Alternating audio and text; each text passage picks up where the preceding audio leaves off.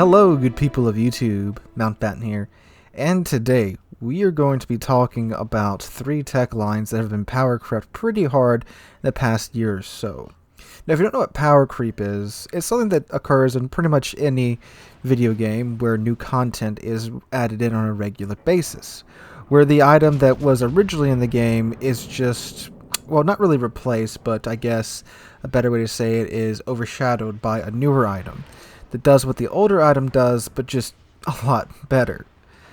So these ships and these tech lines are not necessarily bad. It's just that there's more stuff in the game, newer stuff in the game, that does their job just better.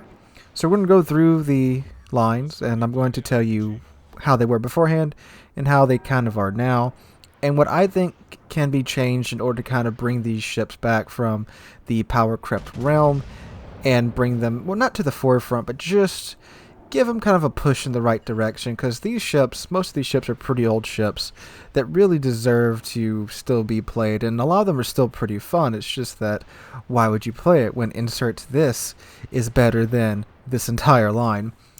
So we're going to start at the back with one line, and I mean, it's not really a list video, but just the order I'm going to be talking about them in. The first I'm going to talk about is, I believe, power crept the least out of these 3, and the line that we're going to end off talking about is power crept the worst. And again, these ships aren't bad by any stretch of the imagination. It's just that there's plenty in the game that does their job, but better. Alright, so the first line I'm going to be talking about is the Kriegsmarine cruisers, the German cruisers. So the Kriegsmarine cruisers, what kind of set them apart from the rest of the cruisers in the game is they have some really nice guns, some really lovely guns, and at higher tier they get a nice rate of fire boost, especially when you get to the Hindenburg, especially nowadays. Hindenburg in and of itself in the gun department is in a really good place now, especially with the skills that we have with the commander rework. Now, of course, these all can change pretty soon, and we do know Deadeye is changing for sure, although it doesn't affect cruisers. Well, it doesn't affect cruisers in the sense of that the cruisers can select it, but it does affect cruisers in the sense of many cruisers being erased off the map thanks to Deadeye. But anyway, of course, it's not a skill the cruisers can take. But Hindenburg in and of itself with the guns is in a good place. However, the armor design of these Kriegsmarine cruisers is very much like the Kriegsmarine battleships. They're pretty tanky at close range, but at longer ranges you really get citadel at very weird angles. Where on other cruisers it wouldn't citadel you, you might get an overpin or a decent chunk taken out. With the German cruisers, you just eat really weird citadels. The worst offender here is the Hipper, everyone's favorite tier 8 German cruiser. Hipper gets citadeled from the weirdest angles, even weirder than the French cruisers, which is saying a lot. Now, these Kriegsmarine cruisers are also kind of like Swiss Army knives. They have hydro, torpedoes, decent, well, really good AA back in the day, along with their other attributes, and at higher tiers you can even start to get spotter planes, which is very nice to have on top of all of your other consumables. And of course they get the German HE pins, where the same caliber guns can't pin 32mm of armor. The German cruisers get that pretty darn soon because of their pin ratio. German cruisers, you only take the armor and divide by 4 instead of divided by 6, so the smaller guns can pin more armor. That's of course great when you are a cruiser with your HE. And the German AP is also pretty darn good too. It is low damage, but it does have pretty good pins, and couple that with the good fire rate, you got yourself a nice little cruiser there. However, nowadays the guns are still good, especially with the HE pins. The AP, I mean, it's still there, but compared to some of the other AP we have now at higher tier, like the Soviet AP, which gets the good pins and, well, insane damage too, they're kind of overshadowed there. But in terms of the guns themselves, they're still pretty darn good. However, the rate of fire is outclassed by several lines now. Wargaming has started adding in more and more light cruiser lines, which are just, bullet hoses like the Worcester. Worcester can just vomit out an insane amount of HE. And then the French cruisers, which are heavier cruisers, got the reload booster, which can give, for example, the Henri, a very similar reload time to the Hindenburg, granted only for the duration of that reload booster. And if you want to venture into the premium realm, well, I imagine most of y'all saw the Austin video, and not even just the Austin, but of course ships like Smolnitz, which can just vomit out shells much faster than the than the Hindenburg and other higher tier German cruisers. Now granted, most of these ships can't pin the same way that the German cruisers can, but this is also kind of a step the game has taken away from alpha damage and more to a damage over time meta, especially at higher tier with all the fires ships that we have that are excellent at setting fires just everywhere. And the thing is too, with a lot of these new cruisers being added in, they get hydro, radar, torps, better AA, much better AA than the Germans have now. Hindenburg used to be one of the best AA ships in the game if you built into it, but whew, has that time come and gone, ladies and gentlemen. But yeah, most of these ships get some combination of hydro, radar, torps, you name it. There's probably a cruiser out there with that combination. Not saying they get everything like the frickin' booster does, well, everything but torps, but many of them have some combination of at least 2 or 3 of those at least. So it kind of takes away the uniqueness of the German cruisers, although they still have a bit of an edge there, but again, not so much so anymore. Now, their armor design too is kind of outdated by today's, well, I wouldn't say it armor standards of World of Warships, but just the way the game's going now. For example, like when the Smolensk was introduced, a ship that you could blap with 9 18-inch shells, and it kind of chuckles as you overpin its armor, whereas the Hindenburg would have ceased to exist. And again, that's kind of, well, not really a meta shift, but just there are many cruisers that are ironically tankier now because their armor design is weaker, and some armor designs as well that are meant to be tanky are just better at being tanky, and you don't get pinned at weird angles, excluding like the French, which they're up there with the Germans, but sometimes the Germans outclass the French in terms of weird citadels that they kind of go back and forth, but that's also happening now too. Like with the Austin, for example, a ship with 32 millimeters of side armor, a light cruiser with 32 millimeters of upper belt side armor that can literally bounce everything but 18-inch guns if it's angled correctly, but Hindenburg can't do that, even though it's meant to be a tanky cruiser. So, yeah. How would I fix this? Well, I would give these German cruisers access to a potential better hill. Maybe an improved hill, not to the levels of something like Goliath, of course, but maybe just a slightly better hill to, indicate that they are still supposed to be tanky cruisers and compensate them for these weird these weird citadel hits they get sometimes, and perhaps give them an improved hydro. Now they do have what used to be called German hydro, long duration and decent range, but now maybe we can give it even more of a longer duration and maybe a little bit more range to set it out from these other premium, well, not premiums, but these other cruisers that have hydroacoustic search or can equip hydroacoustic search, because hydroacoustic search was really, really, really unique to the German line all in all back in the day. But like I've mentioned in videos before, it's just like it gets slapped on with almost everything now, especially cruisers and destroyers too.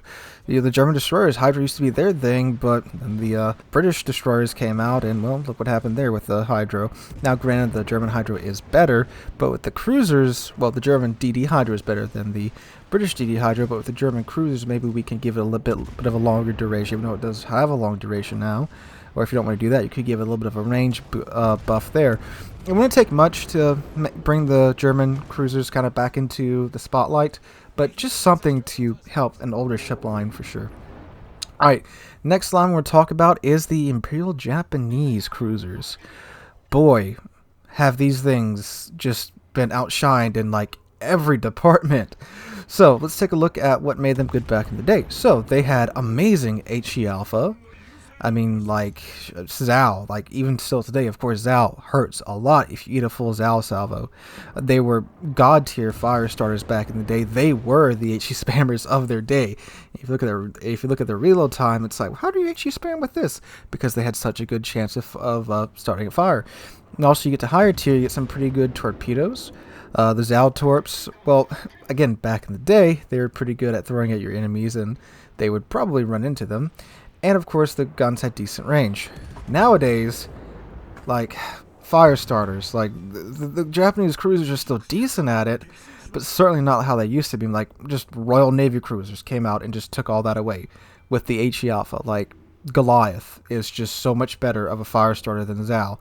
And she has great HE alpha, like amazing HE alpha. She gets that British HE, which is absolute god tier in terms of alpha and fire chance.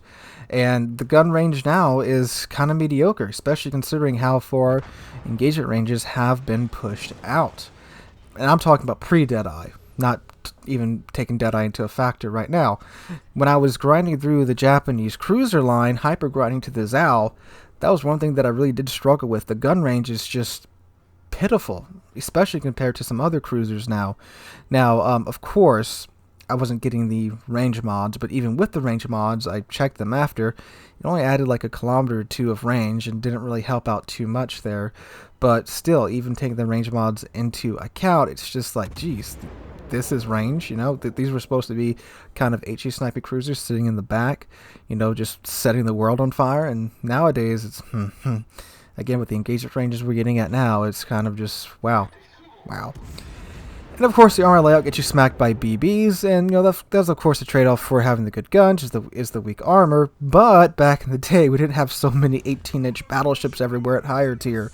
I talk about higher tier a lot because, you know, ideally the idea in the line is you grind to the higher tier, and that's, you know, your end goal. Get that really awesome tier 10, and now you can play at higher tier. So you would think that would be where you want to spend most of your time with the line after grinding through it. I'm not saying, you know, you're not supposed to go back and play the mid to lower tiers too, of course not. Like Ford Taka is one of the best cruisers in the game still. It's really a gem at its spot. But anyway, there's so many more ships with 18-inch guns at higher tier that just don't care about your armor. Whereas before, sure, your armor wasn't the best, but it was still pretty decent for what it had to deal with. Nowadays with, I mean, just off the top of my head, Thunder, Ohio, Kremlin, Musashi, Shikishima now, just huge caliber guns everywhere at higher tier now. You just kind of laugh at Japanese cruisers and when you're deleting the Zal.